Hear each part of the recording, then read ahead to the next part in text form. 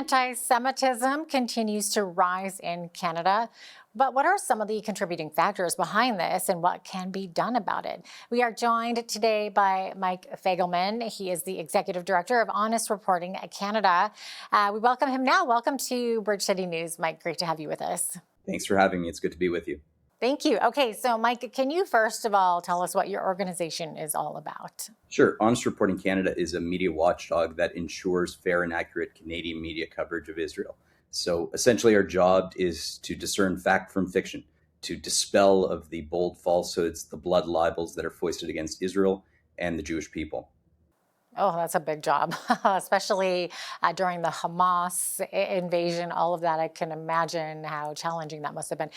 So the Standing Senate Committee on Human Rights came out with a new report on anti-Semitism in Canada, and it had some sobering stats, didn't it, Mike? Can you share with us some of those stats with us? Well, this is a reality I don't think Canadians fully appreciate. In 2005, there were 7,000 anti-Semitic instances waged against the Jewish community. We're not talking about, just standard vandalism or any kind of discrimination. We're talking about fire bombings, Jews, including last week in Toronto, being shot at with pellet guns, Jews in Ottawa who were stabbed in grocery stores. A lot of people don't know that there were about 7 mass casualty terror attacks averted, thankfully, that targeted the Jewish community. This is a crisis that doesn't just affect Canada's Jewish community. This is a national security concern, and it needs to be treated accordingly. Yeah. Did the Senate committee venture any opinions on what might be at the root of this problem or what some of the contributing factors might be? I think there was an allusion to the recognition that the radical players who are traditionally supposed to be on the fringes of society have tried to make their way from the margins to the mainstream. And there's been, let's say, a normalization and a weaponization of Jew hatred, where not only is it acceptable, in some respects, it's virtuous and may get you a promotion. Effectively, look, this isn't the Canada that I grew up in and know. No, you're right about that for sure. Was any mention made of anti-Zionist extremism among certain Canadian Islamic communities? So let's talk about what anti-Zionism effectively is. It is a hate movement, full stop, nothing beyond that. At the very basic definition, Zionism is the right of Jews to self-determination in their ancestral homeland. And the Jewish people, according to this movement, their ergo are the only people who are not deserving of that right. So I don't accept that it is just mere criticism of Israel. You have a problem with, let's say, the Russian government. You have a problem with the Chinese government.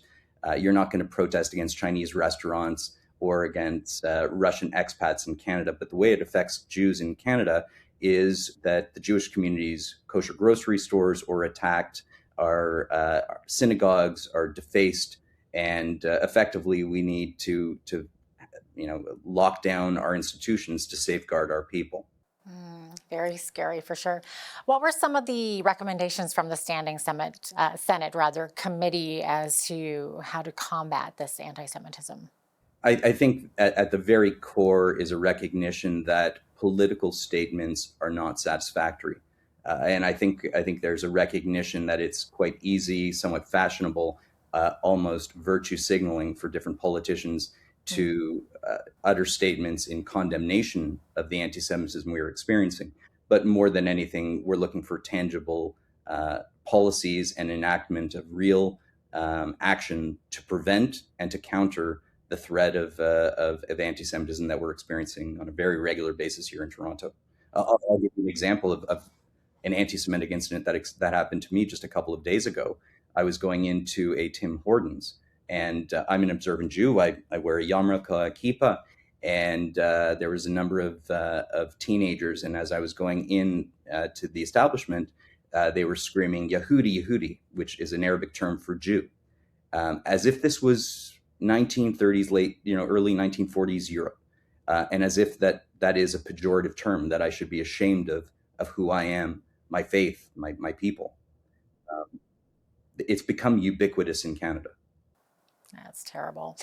Mike, to what degree does media coverage of the Middle East conflict affect public opinion and of anti-Semitism? It really plays a very serious role. One in fanning the flames of hatred by disseminating those kind of falsehoods, whether it's uttering terrorist propaganda at face value, proclaiming that Israel is committing a genocide, that Israel's a settler colonial state. People come to accept that as conventional wisdom. And if Israel is guilty of some of the worst transgressions, which are false, then then the Jewish people are held responsible. That is at the core of the definition of anti-Semitism, when you hold Jews responsible for the actions Israel undertakes. And that's what we're experiencing on a real basis. And you're seeing this in mainstream media? We're seeing this across the board, whether it's print, broadcast, electronic, academic, everywhere. Wow. I think we are seeing more of an inclination for journalists who should strive for objectivity and neutrality to engage in activism, openly championing one side or the other. And there's very one-sided coverage, which is leading to a very jaundiced perspective that's misleading Canadians. And we know more than anything that what is reported today oftentimes becomes foreign and domestic policy tomorrow. So it's not a surprise when our domestic politicians are uttering proclamations or passing forward different policies, which are axiomatic to just basic Canadian civil liberties and fundamental rights for all peoples. Yeah. What are some of the worst media anti-Semitic infractions that you've seen in Canada? Well, I'll give you an example of one that we're experiencing very regularly right now, which is Israel at present form is in a war.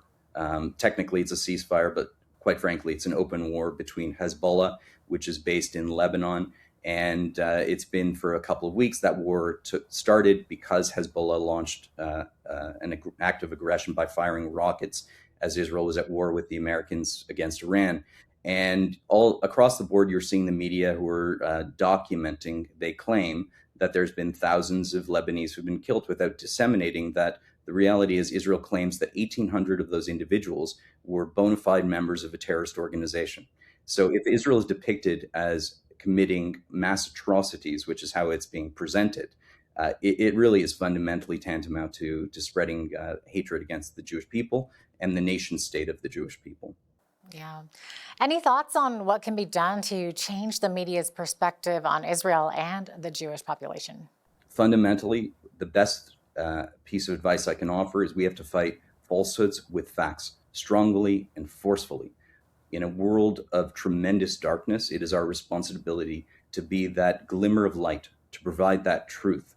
Leaving aside how social media is a cesspool, bring in AI and non-state actors with bot farms. It's been incredibly difficult for people to get a real hold of just the facts as they are on the ground, whether it relates to the Arab-Israeli conflict or any other kind of a geopolitical issue. So I would encourage media literacy and activism. Convey your concerns directly to journalists, sensitize them, act with moderation and pragmatism, and hopefully that will serve to educate different leverage points in the Canadian news industry about your concerns. Yeah. What do you think of our federal government's position on relations with Israel and its perspective on anti-Semitism?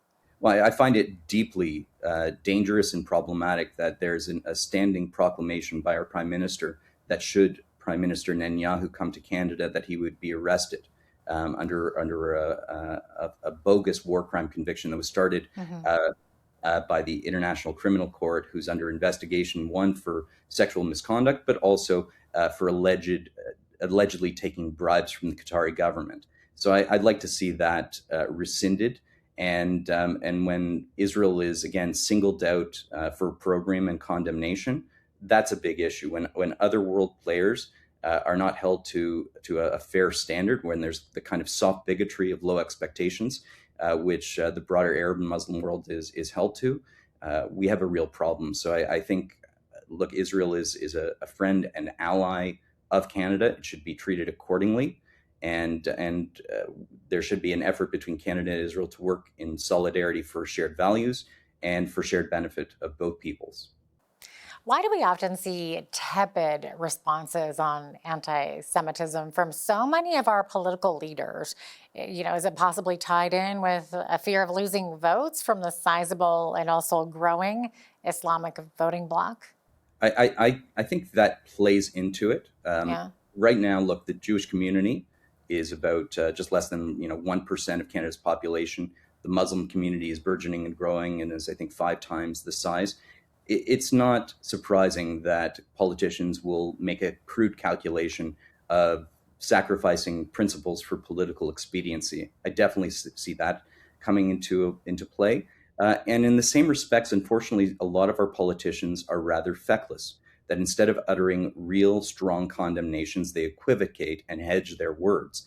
And we know more than anything that Canadians, and at different leverage points, they take their marching orders and directives from a top-down kind of an approach. So in Toronto, where I'm based, when you have our mayor, Olivia Chow, who proclaims that Israel is committing a genocide, instead of acting with true leadership, it serves to alienate our community in a very big way.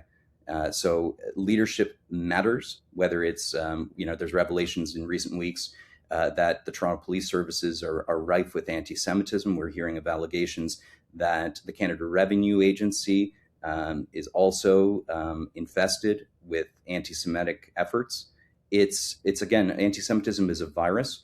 It serves to scapegoat the Jewish people across the board, and it mutates and metastasizes and must be confronted forcefully. Wow. What kinds of measures would you like to see the federal government put in place to discourage this anti-Semitism? At the very core, I think we have to realize that fundamentally, and this is tied to a lot of the convictions and arrest rates, we have a very serious issue with our immigration policy, which is largely an open door. When we are effectively allowing a porous border from having people, whether it's from Syria or Pakistan, where they're inculcated, indoctrinated, and incited to hate Jews on a daily basis, and then they're brought into our country, is it a surprise that people bear that experience and turn it on the Jewish people? In many respects, I think there has to be a massive change as it relates to our immigration policies in terms of hate crimes. I think there has to be a stronger effort to with attorneys generals to actually move towards actual prosecutions and efforts for convictions. More than anything, if you speak to police, they will ask for more resources. I think that's naturally a necessary end.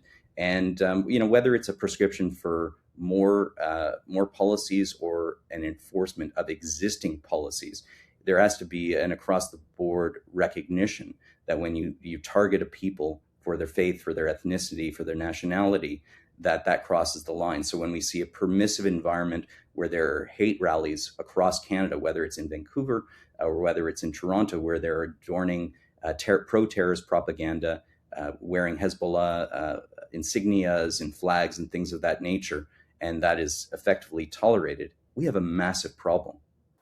Yeah, we do. Really quickly, because we're almost out of time, what can the average Canadian do to help bring a better collective perspective toward our Jewish neighbors? Fundamentally, we as a community need allyship. And what does allyship effectively mean? If you see somebody in the Jewish community, talk to them, speak to them, talk about your affinity for what they're going through and recognition, and work to build a real sense of solidarity. In many respects, we're under siege, but again, this is a very core Canadian issue, that anti-Semitism is often seen as an early warning sign for the moral rot that is infecting society. So this is, yes, an issue that is especially affecting the Jewish community, but it is most especially affecting Canadians writ large from coast to coast. Mm-hmm. Thanks so much for being with us today, Mike. Appreciate having you on. It's my pleasure. Mike Fegelman is the Executive Director of Honest Reporting Canada.